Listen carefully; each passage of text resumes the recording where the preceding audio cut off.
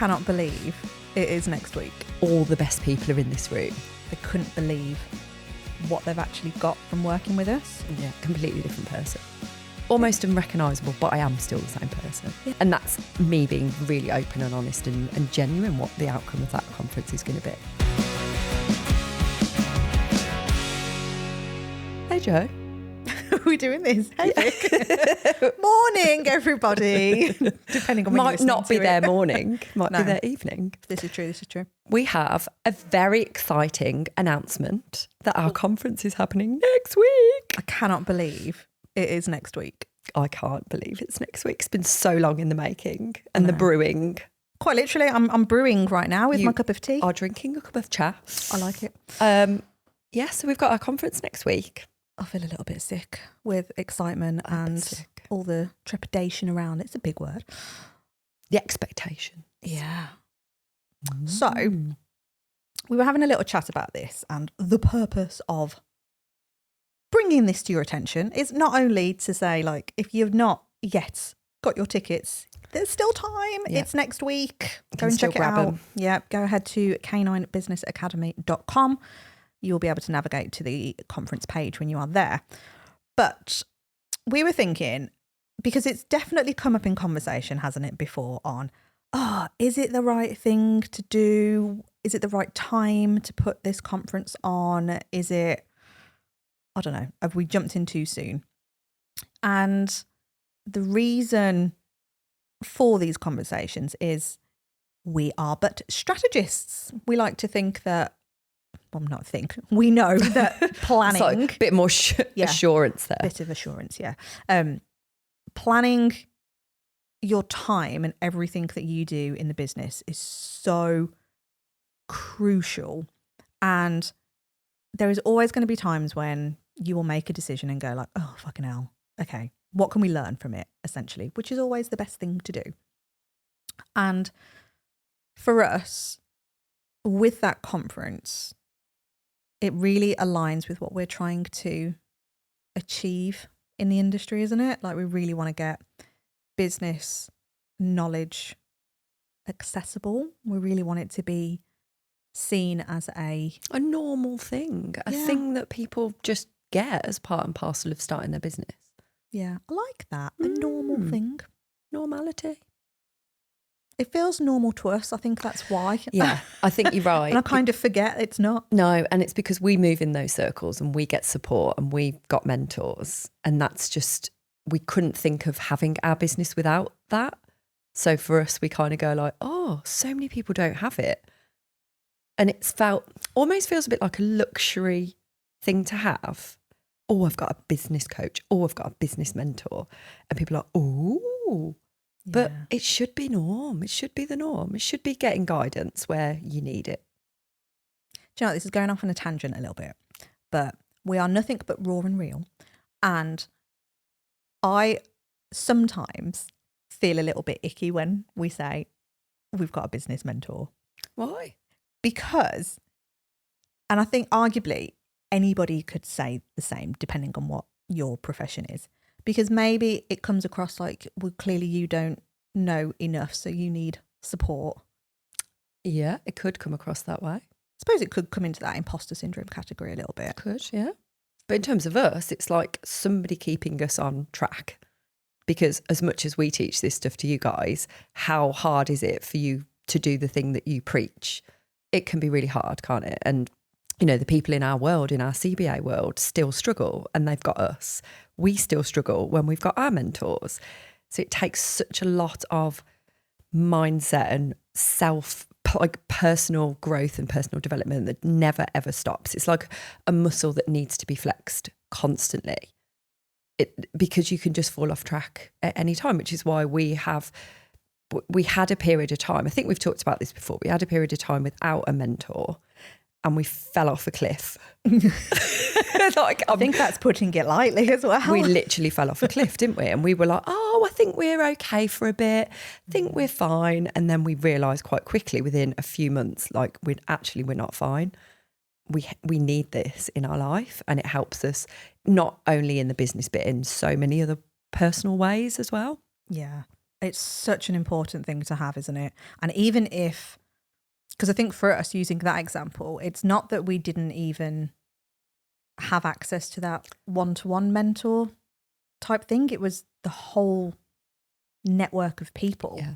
So even being at something like a conference through a purposeful decision, because I remember we actually went to a conference, didn't we? And we was like, Yeah. oh my God, like I just feel right again. Yeah, we were feeling a bit down, weren't we? And we went in that room, which was not the usual type of conference, which is what we are, elements of that we're trying to recreate with the CBA conference. But it was just the positivity, everyone's trying to do good things and come together and genuinely connect with each other, not for the sake of doing it in a networky type way, but in a, oh my gosh, how can we help each other?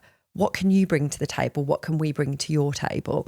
And just that was like the buzz in the room made us excited again. And we hadn't felt like that for quite a few, I'd say 6 months maybe. Yeah. Probably at that point. And we were like, oh my God, we need this again. Yeah. In some way, shape or form, we need this. You can see how it feels a bit contradictory, don't you?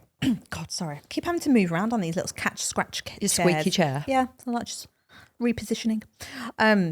Yeah, I was going to say, you can see how it feels a bit contradictory almost to say, go to the conference to get your buzz and do all of that.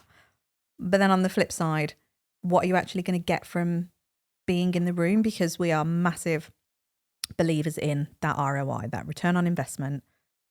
And in some cases, it is financial. Sometimes it is your time as well, because let's face it, conferences take a lot out of both the bank balance and the time balance. They're not easy to attend, but it's what are you going to get off of the back of it?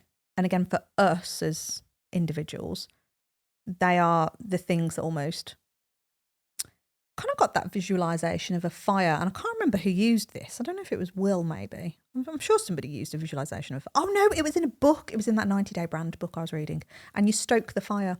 So I've now got this visualization of our fire's burning, but actually we need to keep putting like new logs on to keep it going stronger. And for us, that's how I see the conferences. Yes. So that's that ROI for us. Yeah.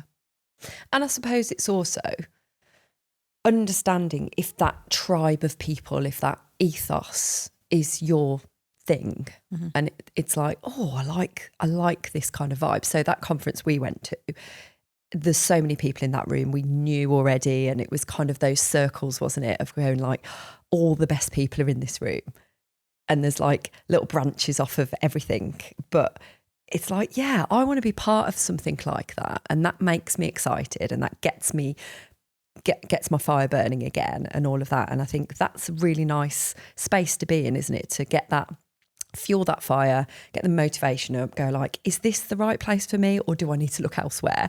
And I know it shouldn't be a case of like process of elimination or anything like that, because you should have a really good idea that room is the right place to be. But it almost like gives you that, doesn't it, to go like, yeah, if I don't want to commit to anything more at the moment, but I want to go to the conference and see what it's all about, see what I can take away from that and what I can actually start to change, that's what that event is for. Yeah. And I know. Assurance again. Come on. I know the speakers we have brought in from our business world. Epic. And like, this may seem, because we talk about the conference like, oh my God, it's going to be amazing. But oh my God, it's going to be amazing. Mm-hmm. Like that, there's no other words. Like, put it this way, every time we talk about, well, me personally, every time I talk about some of these mentors that are speaking, like it makes me so emotional. I was just about to say exactly the same. It gets that feeling inside of me, like that physiological effect inside of me going like, I just want other people to experience what we've experienced before. It's like magical. I feel like everyone needs to experience the amount of times you've said a physiological effect. I love it. On our drive down here today. I think she's been talking about her physiological changes for like... Right, just for a bit of context, I had one of those God, this is going to sound really dodgy when I say this. I've got a bad neck / back at the moment, and Gareth put a nice vibrational massage gun on me last night, and I could feel the physiological effects of it. Oh, it's already started off on a bad, like, we've got to pull this back. It's going down. Back to the conference physiological effects, come on. But yes, No, where are we going? Just the feeling of like the emotion that is attached to. I think we are so invested in this because we know how big a potential and opportunity each individual attending has to just massively change your life. Oh, yeah. And with the right, like basically, if you think you're coming to just a business event, you're not just coming to a business event. It will change your life. What do you think people think a business event is? Just stuff like, it's really hard to explain, isn't it? So when I first entered... Are we assuming and presuming here? Maybe, yeah. But I'll give you my example for when I entered the business mentorship coach world. When I brought you into the cult. When you brought me into the cult for the first time, my expectation of what I was going to get and what I actually got was like poles apart. And to tangibly like explain that is quite hard really, but it's all the personal bit, the growth, the looking at the ability to take a step out of yourself and look in and see what's stopping you, seeing what are you putting in your own way. What are the possibilities that you're preventing yourself from doing? All of those things. I was like, oh my God, Vicky, like I've talked about this before. I know I thought I was a positive person. I thought I was somebody who was open-minded, but my God, that has totally changed from being in those business spaces because business mentorship or business coaches or whatever done well will never just look at the business side. No. Do you know what? Whilst you were saying that was coming up for me, two things that I'm going to wrap in one, but they're related to our clients that we're working with. And one feedback recently was that they couldn't believe what they've actually got from working with us. Yeah. In terms of it's so much more than I ever thought I was going to get, not just in terms of that tangible delivery stuff, I suppose, but everything that's kind of wrapped up in it. And it is that personal development thing, which then links back to something somebody else said. What was it? They were using ChatGPT to weigh something up on whether or not to invest Make a decision on. Yeah, whether or not to invest in dog knowledge, CPD, or business knowledge. And they shared the graph with us, didn't they? Yeah. That Chatty had produced for them. And it's something like what? The business side of it doesn't account for personal development. Yeah, basically it was saying it was quite low on the scoring. And what was the other thing? There was two things, wasn't there, that really stood out for me to go like, that's really interesting that those have scored really low on the business bit, but actually in terms of what we know we provide and what we receive, it's the opposite. Like the score is way higher for the personal development bit. Yeah.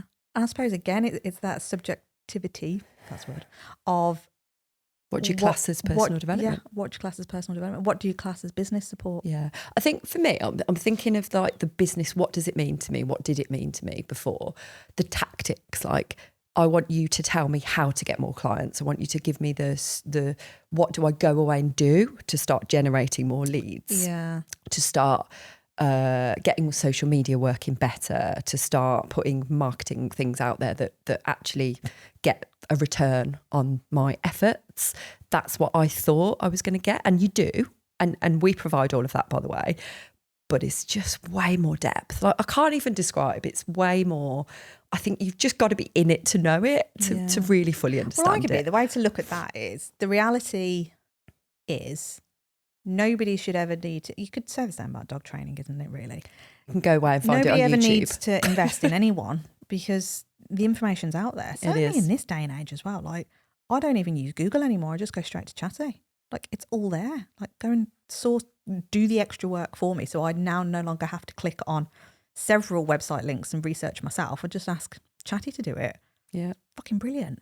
But the thing that you get from working with anybody, and again, think about this from your client perspective, if they're hiring you as that dog professional, what am I going to get from working with you over trying to find that information out myself? Yeah. Like what is the outcome for it? And yeah, what you were saying then about what you thought you were going to get, which is very much the tactics side of it. I see this a lot with people that come through the doors at CBA, that is a level of expectation.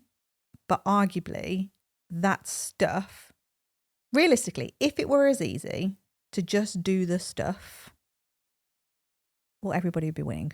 Yeah. What's the common denominator that causes people to fluff up the business? Us. Me. I used to fluff up mine. Yeah. I've You got as the individual. nobody else to blame on it. And when things don't work, I'm the only person to blame. Yep. In all respects. How many times have we heard people that have started with us and leave with us, like, or are still with us, and go like, I am a completely different person from when I approached you guys. And like that to me, it's like, that's how I feel about business, like support. Yeah. Completely different person. Almost unrecognisable, but I am still the same person. Yeah, it's weird, isn't it? Yeah. It's like bringing out all your best bits. I was thinking it's weird that this falls into a business category. But it is, because I think it's I actually think the business category and a entrepreneur category have got crossover, but they're very different. I think that entrepreneur category is where we sit. I think that's where more of that personal development stuff comes in. I think that's the you taking ownership for something. That's you really wanting to make your business, do you know what I mean? Like make your business stand for something, or you feel like you've made an impact, in some way. It's the impact, the legacy bit we talk about. Like, what would you like to be known for when you're not around anymore? For me, it's that imprint, that footprint of what you've left behind. That for me is that entrepreneurial bit. It's way more than just your average. Yeah. Do the necessary to get by kind of thing. It's like, no, actually, that purpose is strong. You know how much we talk about that purpose bit. And we want to do everything we can to strive for that and help people and impact people's lives. Yeah. Whatever element of the dog world you're in, you're going to make that difference if you truly believe that, and you want the best for not only for you, for your business, for the clients, for everything.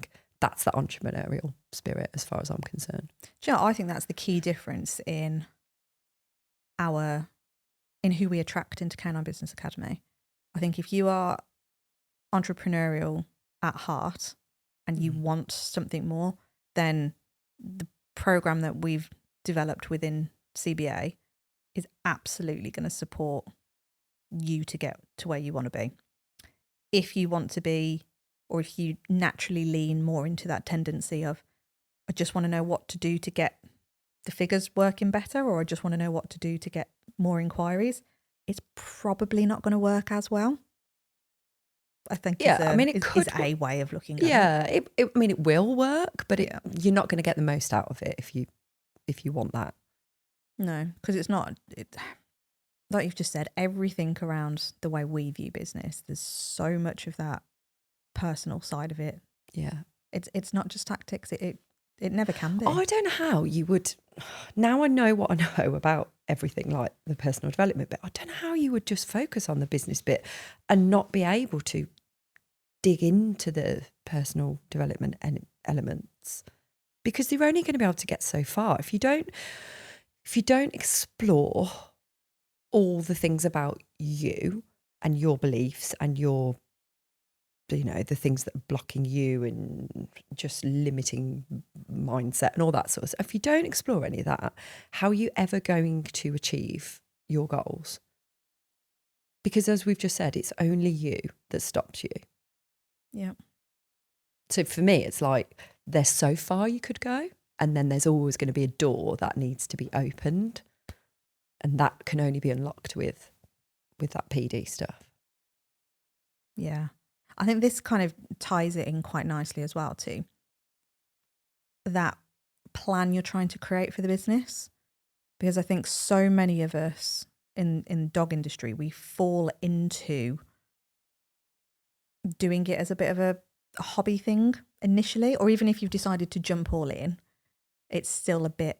Still no idea where you're going. There's no plan. I don't really know what I'm doing. What path you're taking. It's just a case of, let me just put some offers and services out there and see if I can sell it. And we just kind of go from there. Oh, Yeah. it works. Make a little bit of cash. And it very often starts with friends and family that go like, oh, could you help me do that? Like, that's how it starts. And of course there's no plan there. And of course you're going to want to help people and do it for free or do it at very low cost because they're your mates and they're your family.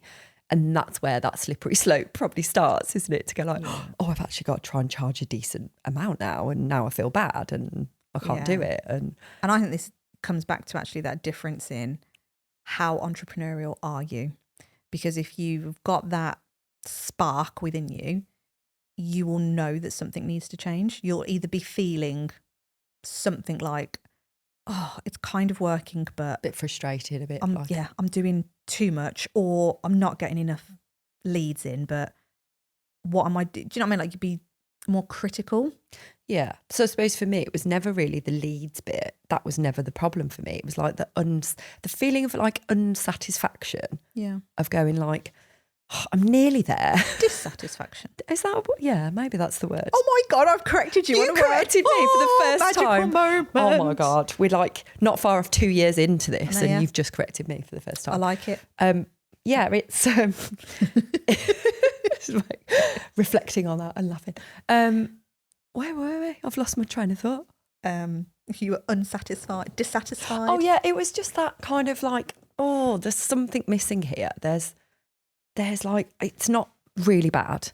It's not awful. I've not fell off a cliff. I've survived for 14 years and it's worked just about. But there's something more. Like if someone could give me a little bit more of a kick up the arse and question me and help me understand what that thing might be or give me some ideas, like, and that's exactly what happened. And I ran with it and I was like, fucking hell, that's it. That's the bit. But not only that, it's that whole shift around how I looked at myself and all, again, linking it back to that personal stuff. And yeah, so my life like 10x then, because I was like, I was doing okay, I wasn't awful. Now it's so much better. And I feel like I'm on top of the world almost. Like that's how it made me feel. Like that jumping out of bed feeling in the morning. I mean, I'm not a morning person, so that's never going to happen. But that kind of like, actually, I'm ready for the day. I'm fired up. I want to see these clients today. I want to help them. And I know I can do a better job now with the way things are structured and the way that direction, like the direction I'm going in is so clear. And like everything about it was remove all the fog and remove all the frustration. And it was just a clear path. Yeah. I think you had that spark within, it's lay dormant for 14 years. We talked about this actually recently, didn't we? About like we always reflect on how we can improve things for CBA always, because that's just what we do and that's what we just want to improve on it. And you were questioning me about it. It might have been in that episode where we interviewed each other. Was it in that maybe recently? We talk a lot. Yeah, we do talk a lot. And you were going like, what was it? What was it that made you want more? Like, what was that thing? And it actually, I had to really think about it, didn't I? But we drilled it down to be that just something is not quite right. And I need some injection of someone else's point of view and someone else's, I've been there, I've done it, I've kind of got the t-shirt, I know what works, I know what doesn't work. And it was that. And you were like, but that meant you've always had that kind of desire to do better. And I was like, well, yeah, I suppose I had really, because I tried to do things and I tried my best with the knowledge I'd got. I tried to do it, didn't I? And arguably it was probably a lot better than most people in, what I was trying to do. But I always felt like it wasn't good enough and there was more that I could be doing. So it was that, wasn't it? It was that desire to make things better. Because when you have got that, that's when you do start to look critically. I say critical. Yeah, it's not the nicest word, is it? But you are essentially looking within yourself and going, what am I missing? What can I be doing more? It's not bad, like what I've built, I'm quite proud of.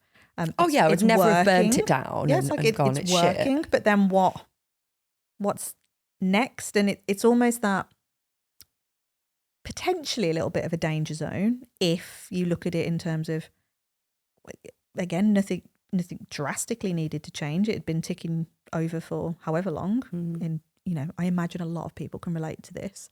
Because I had it for my time period was shorter, but there were still elements of it where I could go, do you know what? It could still tick and it's fine. But then there's that thing inside you. Yeah, And I think just like- that's that entrepreneurial spark. Gut that thing of going, something could be better here. And that's probably why I had no fear around, well, there was a little bit of fear around it, but I went all in with making things totally different. I literally canned so many things. Yeah, it wasn't even like a slow you know, rollout. a lot of people we work with have to gradually wean themselves off things because there's that emotional attachment to it. There's that desire to go, oh, everyone else does this. And so if I do something different, are they going to want that? And I was just like, do you know what? You've given me the ideas. You've given me the spark. You've given me the fire in my belly. I'm in. Like, do it. And I did it. And I never looked back once, ever. But I understand that there are people that need more hand holding with it. And, you know. But it's having that desire to do it in the first instance, isn't it? Yeah. And I think it comes back to, right, you've now got this spark, you know, that feeling is there to go, oh, I want to do better. I want to do something like I want more, and whatever more looks like for you. But then it's like, okay, where do I start? And this is where we talk about that roadmap all the time, because yes, I think you've already kind of alluded to and made nods to the fact that you could go out and just hire the tactics if you want. Go and get somebody to do social media, but think about the purpose behind it. Like what are you trying to achieve by having somebody do your social media? I saw loads of posts last night, actually, just in various dog trainer groups going, oh, I wish someone could just do my social media. We were at that point. We were at that point, weren't we? And again, I'm so glad we didn't. No, but this is I think we are fortunate that we do have the both of us, but it's having the ability to have this conversation with yourself if you are working by yourself, if you've not got a team, whether that's a you paid for friends, as I always refer to them, or your own mentor to bounce these things off of, but always looking critically at what you're doing and, okay, so if I were to do that, what's that ROI going to be, that return on investment? What is it going to actually generate? What's the purpose of me doing it? Is there another way? What's the goal that you're trying to achieve? Because arguably there's going to be an element of a financial goal, because you all need to hit a number. I was looking at some figures last night, actually, and I forget the actual source of it now. If anybody wants to pull me up on the source, let me know, because I can find it for you. But it was essentially saying that the bare minimum salary somebody needs to live a very basic life off of in the UK is 28k. Right. I don't think most dog trainers earn that. Well, I then put a poll. Oh, you did? Yes. In. This is all connected, you see. Oh, okay. I then put. She didn't tell me any of this, by the way. No, She's just gone and done a poll, which I can't see the results of. No, so I have to screenshot and send them to you. Yeah.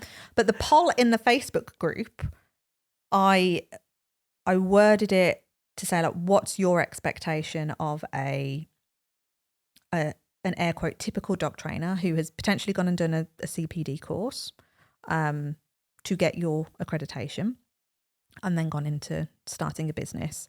And I'd categorized it into 18k, 20 to 25, 26 to 30, 50, 100. 50 plus, 100 plus, and multi six figures. There's varying answers, results, marks on each one.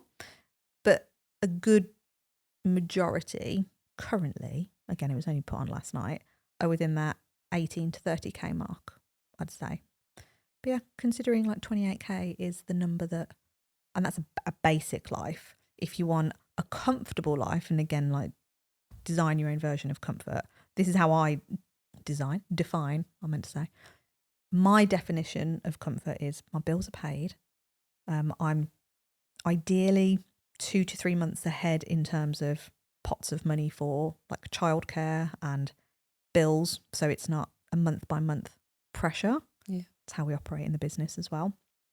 If I want to go and, I don't know, like take the kids out for a day, and if they ask for a snack or a toy or something, I can go, yep, that's fine. So I'm not talking massive amounts of money here, but just, you know, those odd little, I don't have to worry if you say to me at lunch, do you want to go for a Costa? I'm go like, oh God, I can't really justify spending £4 on a coffee. For me, that's a nice level of comfort, and maybe like the ability to go on holiday. That figure is 52,000 in the UK. Wow. big difference. That is a big difference, isn't it? Just have that little bit of like relaxed attitude around money. Yeah. And again, that's not like frivolous, lifestyle. No. That's not, It's not several extravagant fancy holidays. That's yachts like and that's like fancy cars. Your bog standard, all inclusive, 3 to 4 star hotel for a week or two, family of 4, like once a year to be able to do that. They're looking at like between 7 and 10 grand to go away for 2 weeks now for a family of 4. Wow. Yep. To somewhere like Tenerife. That's why you need a motorhome, Jo. Mm-hmm. But do you know what I mean? But to me, that's not frivolous. That's just something nice to have. But yeah that's where that money bit needs to come in. So winding that all back to what I was saying about your planning. So if your brain is then going, oh, I need to invest in a social media manager. Brilliant. For what purpose? How is that going to help you achieve that between 28 and 50k salary to live a life of not luxury? Just normality. So coming back to that planning and going, okay, so every decision you make is going to impact not only that financial goal, it's going to impact how you're spending your time. So we can make this little announcement now, aren't we? What? We're growing the team. Oh, we are? Full-time team. Finally. On board, yeah. It's been a long time coming, by the way. It has been a long time coming. But again, it's finding that right time on when you need to be able to do it. Because again, through critical reflection and everything, and I think you guys literally know everything about us. I think you're right. In fact, we've had this feedback twice in the last 2 weeks. Oh. People feel they know exactly everything about us. We're busy mates. They almost stalk us to the point of like, nothing's a surprise. I did open up a new client call the other day, and the first thing that this person said to me was like, oh my God, I'm your biggest stalker. I'm like, okay. You wanted more of that, didn't I like you? it. Come on, like, give yes. me more. It was the first one of the day. I was like, oh yes, need this for my ego. Feels like we're doing something right then. But no, we literally bear everything. So knowing, like, we tried to bring somebody on a while ago, like quite early doors, thinking, oh, we're not going to get to that point. And it just wasn't the right time because we were still trying to figure out what we were doing. We didn't really know what we were doing and when we were doing it and what time, like how much time we needed to do that task and the next task. And now we know there's so many things that we're spending time on that to be able to get to the business where it needs to be, we need to be spending our time in other places. So that's now the right time. And this comes down to the planning. It comes down to the strategy. It comes down to, you could go back through our back catalogue of all these podcast episodes and find all the tactical stuff if you really wanted it. But it's how does that all work in the bigger picture side of it? So taking it back to that spark thing we were just talking about, like what do you want more of? What life do you want to be leading? What do you want your business to look and feel like?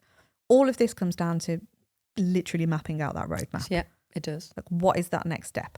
And if you have been with us a while, or if you're going to start listening and then backdate and everything, you'll see that we've been on a journey as well. Like we've grown, we've evolved, we've got clearer. We talk a lot about niching. Our niche has gone even tighter recently. So these things evolve all the time. So you have that flexibility within your business. You're never pigeonholed into something that you've got to stay in forever. You grow, you evolve. But this comes down to that planning and bringing it full circle back to our conferences next week. It's scary.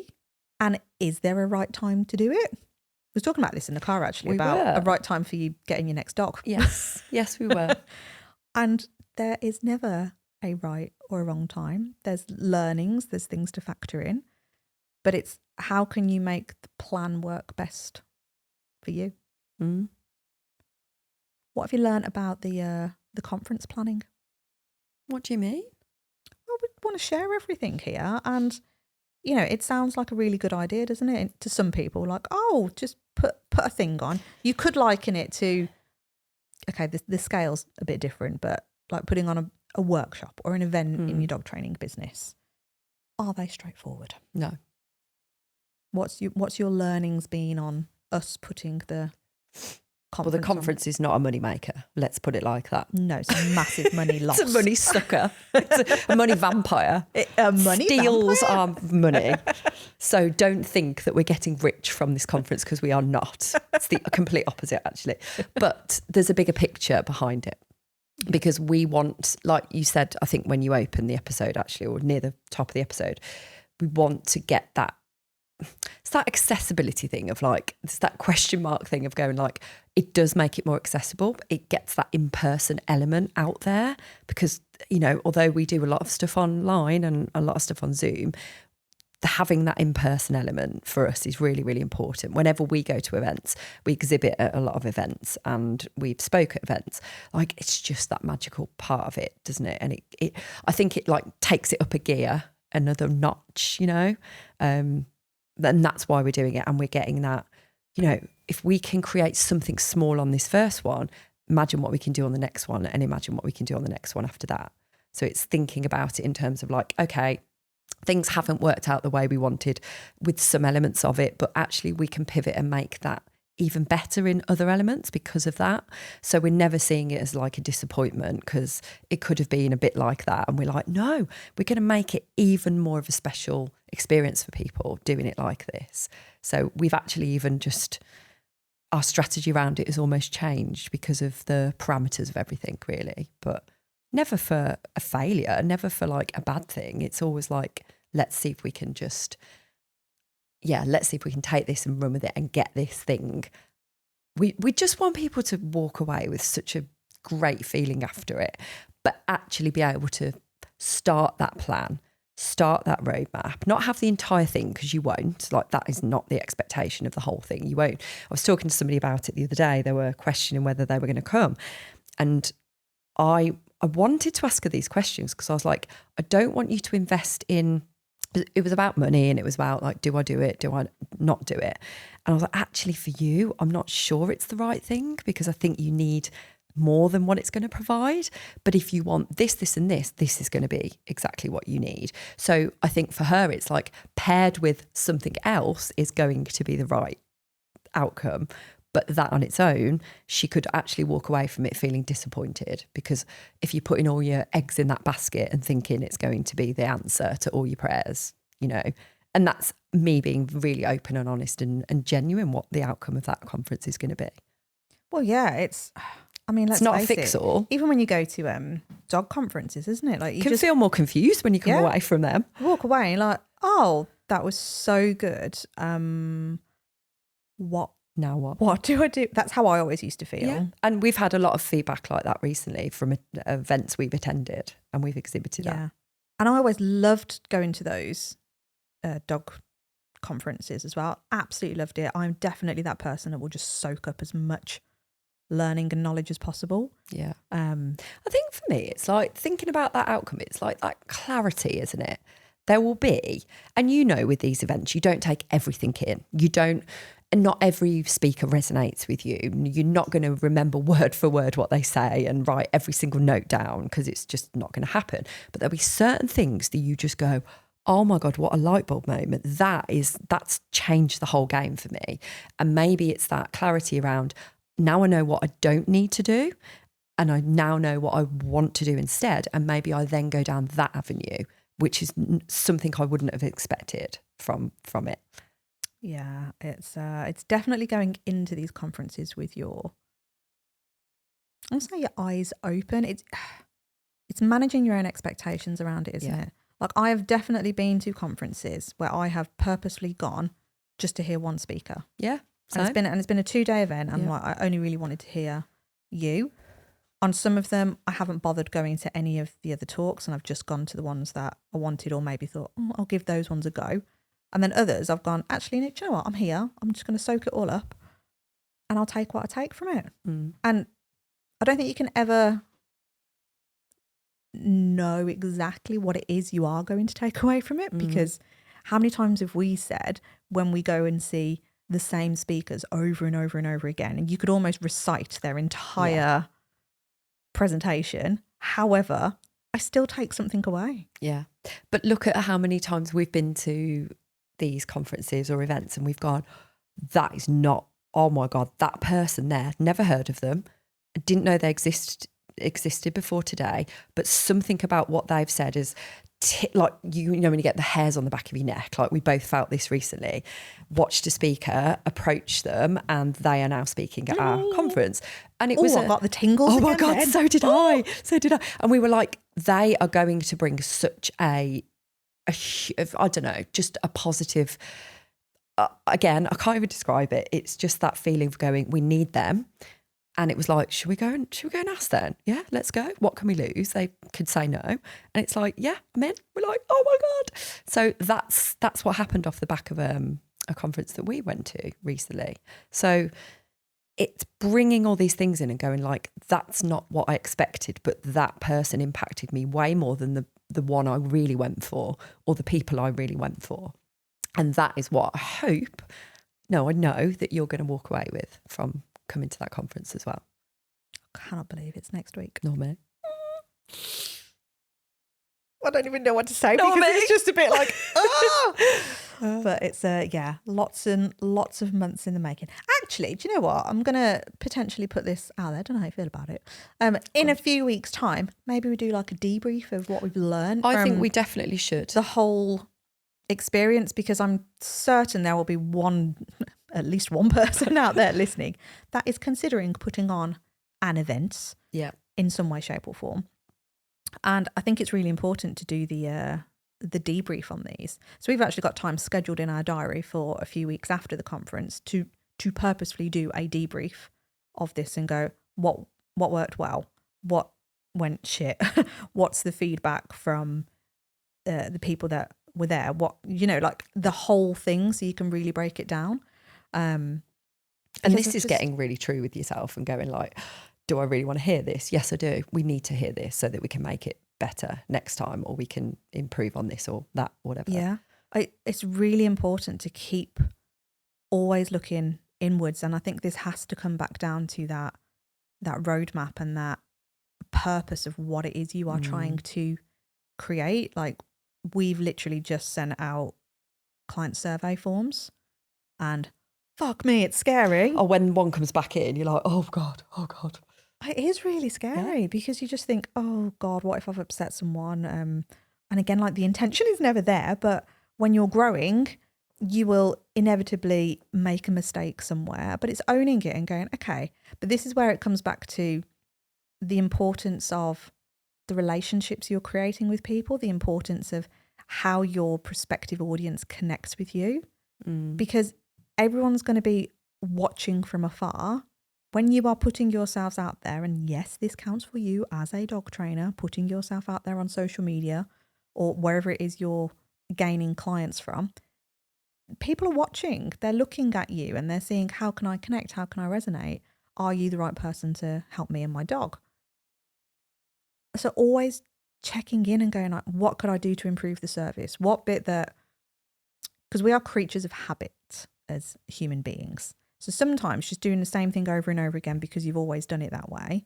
Well, it's a little bit like, I was thinking in my mind about when you were talking about almost like sticking your fingers in your ears, a bit like tunnel vision, like, no, I'm doing this thing. When we talk about a roadmap, we do mean staying on a track, but what we don't mean is literally that tunnel vision of sticking your fingers in your ears, not listening to anybody.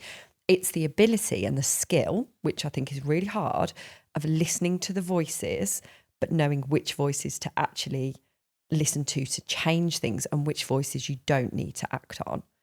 And I think that's where people find it really hard, is to go like, when someone says, oh, you're doing that thing, or you're charging this much money, or you're what? That's not what other people do. And then it puts a seed of doubt in your mind, for example.